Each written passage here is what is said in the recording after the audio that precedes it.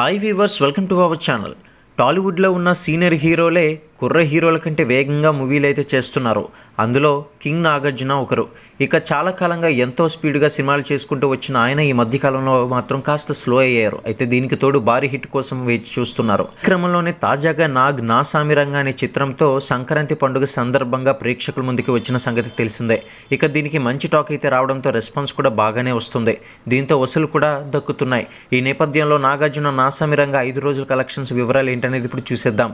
నాగార్జున నా సామిరంగా మూవీకి నైజంలో 5 కోట్లు, ఈడేట్లో 2.20 కోట్లు, ఆంధ్రప్రదేశ్లోని మిగిలిన ప్రాంతాల్లో కలుపుకొని 8 కోట్ల బిజినెస్ అయితే జరిగింది. ఇలా మొత్తంగా 2 తెలుగు రాష్ట్రాల్లో కూడా 18.20 కోట్లకు అమ్ముడైంది నా సామిరంగా. అలాగే కర్ణాటక ప్లస్ రెస్ట్ ఆఫ్ ఇండియాలో 1 కోటి, ఓవర్సీస్లో 2 కోట్లతో కలిపి మొత్తంగా దీనికి 18.20 కోట్లు బిజినెస్ అయితే జరిగింది. ఏదేమైనా సరే ఈ సినిమాకి మంచి బాక్సాఫీస్ వద్ద వసూలు వచ్చిందని చెప్పుకోవాలి.